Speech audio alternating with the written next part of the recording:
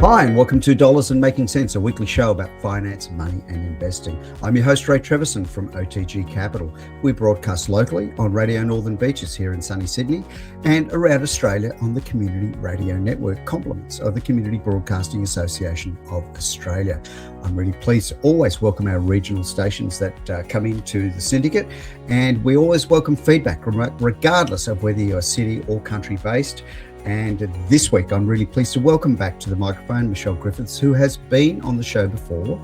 And I had a chance to catch up with Michelle last week during a lovely conference down in Melbourne, where all these wonderful tax agents and accountants and a few financial planners were together. And no, it wasn't boring, ladies and gentlemen, with a whole bunch of accountants in the same room. We actually had a lot of fun, and we had a good comedian on the Thursday night dinner as well. Lovely man from Utopia. So we all had a bit of a laugh and a chuckle and a good time learning about some good stuff. Now, one of the reasons I've asked Michelle on the show is that there was a very hot topic during the couple of days that we were there chatting about changes. You know that we've recently done a show with Natasha who is from IFPA, and she is the subject matter expert on superannuation, and she was talking about Div296. So we talked about Div296. We've actually done 2 shows on that, and about the changes in the tax rates for the balances over 3 million and then over 10 million. Now, the interesting thing is I bumped into Michelle. We had a bit of a chat, and she said, look, there's some really interesting circumstances that I think we should also talk about. And so that's what we're going to cover today. Michelle, welcome to the show. Thanks, Ray. I'm really pleased to come on again. It's always a bit of fun having a chat about some of these really important issues. Wonderful. Now, interestingly, the primers that you've sent through to me, the cheat sheets and the notes, all talk about not necessarily the minutiae of the tax, because I think that's been well covered off. We had a lot of people cover it off during the conference. Natasha did an excellent job over a couple of shows talking about the different tax rates that are going to apply to sub 3 million and over 3 million. And so today, ladies and gents, what we're going to do is cover off what's going to be happening to the amounts over 3 million, and we've got a really good case study. Now, I guess, Michelle, one of the things now, why is timing all of a sudden going to start becoming important? Yeah, so basically, there's been a little bit of, I'll call it, there's been a bit of press where I think that people have probably been misinformed that it's okay to wait on this legislation. And I get why that has been the case. I think everybody was waiting for the legislation to actually be concluded on. That has now been passed through legislation. So it is real, and it is starting from the 1st of July, 2026. We've now had the regulations that dropped literally only last week. So this is actually real. We now need to not keep delaying. The reason why time is important is because there are elements, and I know that there's lots of people who are kind of like, well, I've got more than $3 million in super. Should I take some of that money out? And in some instances, that is actually a good strategy. But the timing of when you take it out does actually potentially have a fairly significant impact on what the tax implications are on that transaction. So my message, if we can get across nothing more from our show today, Ray, is we need to be thinking about the strategy now, actively looking at the strategy, not to necessarily pull the trigger on it now. It might be that we pull the trigger on it on the 1st of July, 2026. It might be that it's closer to 30 June, 2027. But we need to have the strategy which includes and thinks about some of these timing elements. What is the capital gains tax likely to be if I have to pull assets out? What are the timings in relation to what my pension requirements are? There is a whole bank of circumstances and considerations beyond just this new tax that we need to take into account. Well, lo behold, the media ever giving us the raw prawn and putting us in the wrong direction with false information. Woe betide us happening now, given that we've been living through this era for, gosh, how many years now.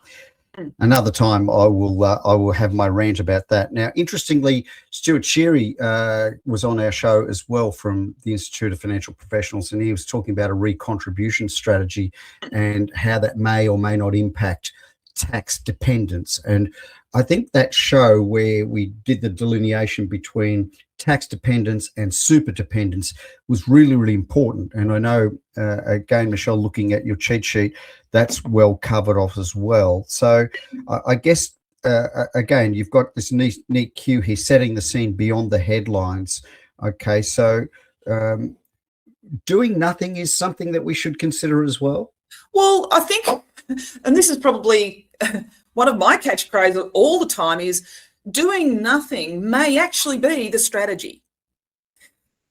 But we need to make sure that it is a deliberate decision, not just the default, because so many people are doing nothing for fear of actually going through the process and trying to understand, or because the person who they're dealing with hasn't got the knowledge or the ability to understand. And I guess this is probably where these elements are crossing over a number of different, I'll call it expertise points. So there are the taxing points that need to be really clearly understood, and that is the new taxes, but also the existing taxes. So capital gains tax inside super, state taxes. So stamp duty, for example, if you've got a fund where you've got a heavy property component, it might be, and I'm literally talking to a client later today about the fact that he's got all these properties in the super fund. He's well over the $3 million. The strategy for him is to actually pull some money out of super, but it's a very property rich fund.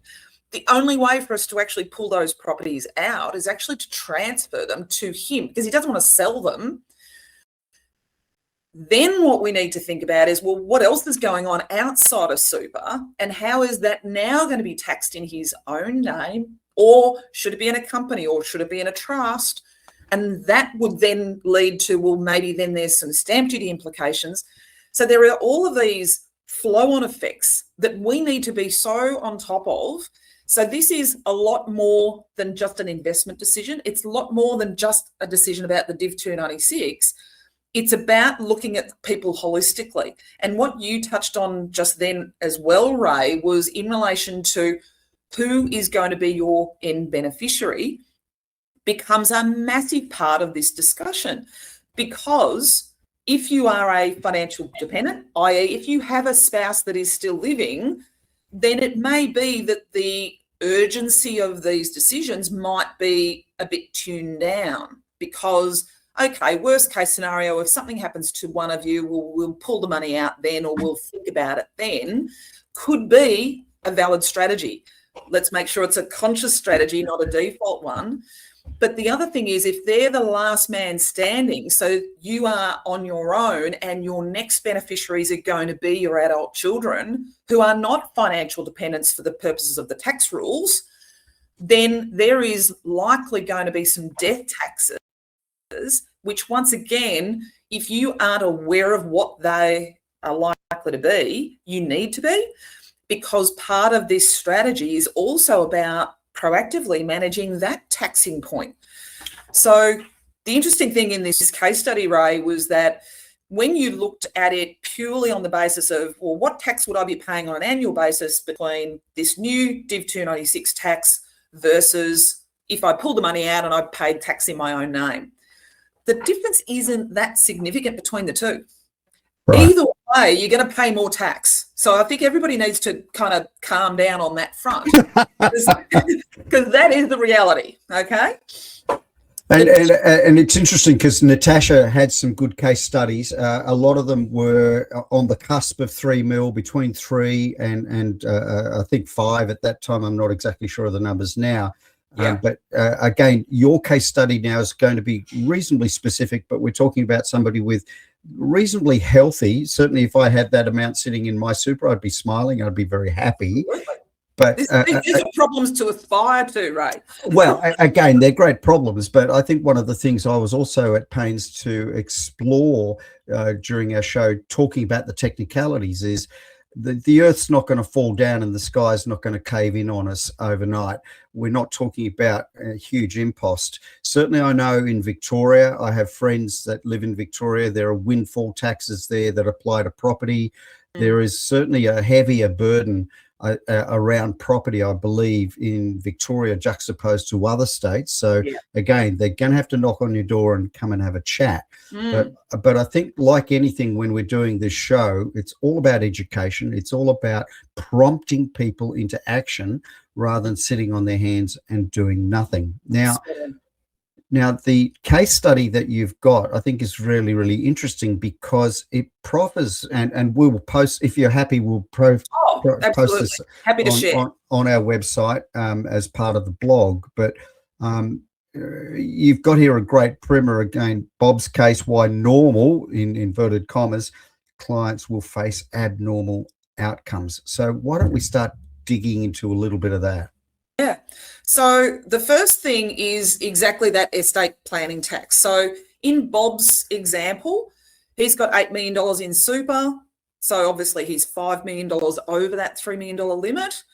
If we did nothing, his additional tax, or his tax, is going to be about $18,000 or thereabouts. If he pulls that $5 million excess out of super, and we've said in this example that we're going to put it into a company so that the tax on the $5 million, whatever it's earning, is capped at the 30% tax rate. And Ray, I don't know if you remember, but last year, I think it was, I did a session where we talked about the benefits of actually having a company as an investment vehicle. So it might be interesting to actually reference back to that podcast in the show notes as well. So in that instance, you're talking about the difference between $18,600 if he leaves it as it is, or $21,000 payable if he moves it out of super and into a company.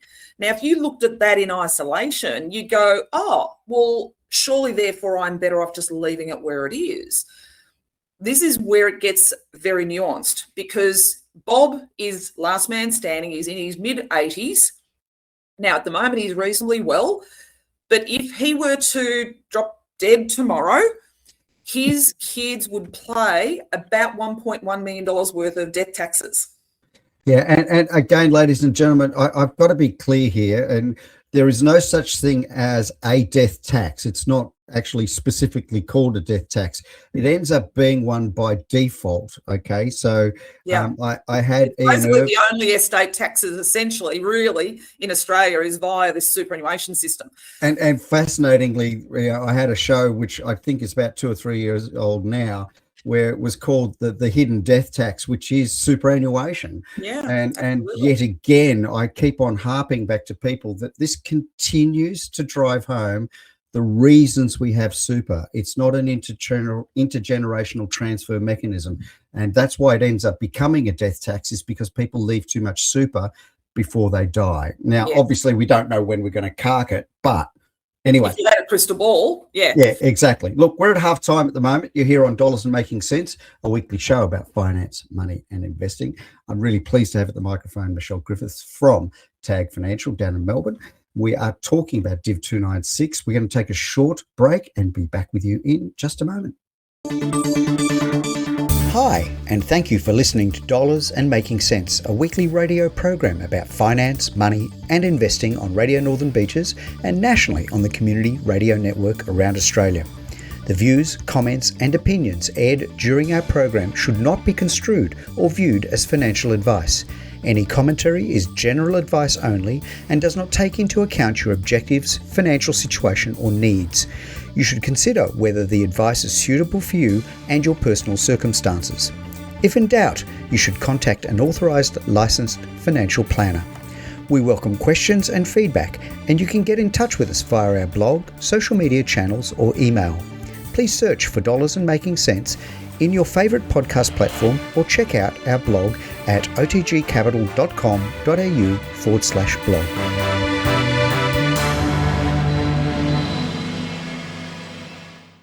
Hi, and welcome back to Dollars and Making Sense, a weekly show about finance, money and investing. I'm your host, Ray Treverson. With me this week from TAG Financial Services is Michelle Griffiths. She is a certified accountant, a CA, sorry, that's right, a CA, as well as a certified financial professional and as a financial planner. Now, before we went to the break, we were talking about an interesting statistic in this Bob's case study. And you mentioned, Michelle, that should he unfortunately inadvertently pass away suddenly, his non-dependent children will all of a sudden face a tax bill of $1.1 million. And again, we covered this in a show with Stuart Sherry from IFPA, and Natasha covered it off as well. These are not extraneous taxes. This is what happens with money that is left in super and not dealt with. So again, we've now got this tax liability of $1.1 million. Are we able to do something that is not tax avoidance, but tax minimization? Yeah. And this is probably where the do nothing versus pull that $5 million in his instance out of the super fund to get him down to the $3 million level makes a significant difference. The annual difference in tax is fairly nominal, but that death tax now goes from $1.1 million down to $522,000. So you've more than halved, that tax cost to the dependents by pulling that amount out. Now, that can be done in all sorts of different ways, and depending on how many different pension accounts you've got, there could be nuances there, of course. But this is where it's more than just looking at what the ongoing tax situation is with this new tax versus what would it be taxed outside. We've also got to look at the bigger picture. Bob's 85, that $500,000 worth of death taxes is going to take a long time for the per annum tax cost of, call it $3,000 a year to soak up $500,000 tax benefit to his kids. So I think these are the things that become part of the broader strategy when you're looking things a bit more holistically. I guess so. And I love the way you keep calling it a death tax. I'm going to keep bringing you back and saying it's a tax applicable at the time of his death. We don't call it a death tax, but that you keep doing you. That's totally fine. So Stuart Sherry mentioned a recontribution strategy, and that is applicable to everybody, whether you've got over 3 billion or not. And that's about rebalancing, or should I say, restructuring the tax and non-taxable components. You mentioned timing. Right, because it's not necessarily available if you've got more than 3 million. This is a bit of a nuance once again. So the benefit and recontribution strategy is an absolutely really good tool to use. But if you've got more than $2 million in super, you can't pull the money, well, you can pull the money out, but you can't get it back in again if you've got a balance of over $2 million. Now, from the 1st of July, that $2 million goes up to $2.1 million. But you still, if you're sort of in that $3 million basket, you can't put more money in. What you can do, however, is if you've got a couple and one of them is over the $3 million, but the other one is under $2 million, sometimes it might be take the money out of the person who's got the higher balance and put it into the lower balance person. So start evening up their balances a bit. That is absolutely a strategy that could work. We've actually done that with our clients that are wanting to actually, I'll call it gift their money to their kids in advance of their passing, where they're actually making those contributions, not for them or their spouse, but for their kids, for example. So these are all strategies that are on the table because, once again, that Div296, they want their kids. The fact of the matter is, unless you do have a really windfall gain, the chances of younger people getting to those limits is pretty remote because the ability for us to put money in is so controlled because you can't put, non-concessionals in once you go over that $2.1 million. So it then becomes just a factor of your investment earnings that is likely to get you over the 3 million. So kids is a way, if we can get the kids' money in and get them with higher balances earlier in their lifetime, then their ability to have larger balances when they retire become, a lot more possible, which might be part of the controls that mum and dad want to put on their kids, because sometimes they want to give these gifts, but they don't necessarily want it to be too accessible. Like family trusts, I guess, which is the dilemma with family trusts. I think, ladies and gentlemen, there's some key elements here. And again, I'm going to pick up on some previous shows. Timing becomes really, really important because it's got to be seen as tax minimization, not tax avoidance. And so Stuart did make a very, very solid point on that. Now, again, one of the things that we, unless you have been diagnosed with a terminal illness and the doctors are pretty comfortable in saying, here's your I hate saying it this way, drop dead date. But anyway, let's just say, the vast majority of us don't have that crystal ball and know when we're going to depart. This is, I guess, comes back to timing. So I guess your message and everybody's message really is act now, not later. Act now to develop the strategy, then you know when you need to act. So as I said, there is a really specific timing point. And once again, the Bob case study is a really good one. So when you get to read that, one of the issues that we had there is, well, what is the difference between us pulling this $5 million out, let's say, on the 30th of June? Now, whether that's the 30th of June, 2026 or 2027, but basically the 30th of June compared with pulling it out on the 1st of July, 2026. Now, that's actually, it doesn't sound like much because it's literally a day difference between the two. And yet it makes a significant difference to the transaction costs associated with pulling some of those assets out. Now, the transaction cost we're talking about here is actually the capital gains tax, because the capital gains tax, remember, even though you might be doing an in specie transfer of an asset from the super fund to your own name, it is still a disposal by the super fund. Therefore, it is still likely to be a capital gain. So in Bob's case, he has capital gains of $1.9 million. If he pulls it out on the 30th of June, then he's up for a capital gains tax liability of about $131,000. If he were to pull it out on the 1st of July instead, so you're talking a day difference, that capital gains tax liability goes down to $32,000. So you're talking a $100,000 turnaround just by making sure you've got the timing right. Yeah, it's fascinating. I'm having a discussion right now with a client of mine who is just done a real estate deal, looking at some CC and NCC contributions now for his SMSF. And he's been getting the similar kind of advice that is saying there's things you need to do between now and 30 June. And then on 1 July, that's the trigger and off you go. And I think that's a really, really good example, Michelle, that again, ladies and gentlemen, we'll post this PDF document with the blog. Have a look at it. Again, obviously, an $8 million balance is not going to apply to everybody. And again, Natasha tells me that people above 3 is getting less and less. However, the strategies are still going to be the same, aren't they, Michelle? They're going to actually be different for every person. And this is the thing that makes it tricky, is that we are literally looking at clients at the moment, and we're literally going through this analysis where we need to look at what the situation is inside the super fund. Not all super funds have got capital gains of this nature. It might be that there's plenty of cash there that can come out without that capital gains tax, in which case there might be an argument in those instances where maybe it's okay for it to stay in the fund for longer, and maybe 30 June 2027 is a valid strategy. Maybe they don't have very much in the way of taxable elements. Maybe they've done a really good job historically of recycling their money and doing these benefit and recontribution strategies, so their tax-free component is really high, in which case I'll call it the urgency might not be as important.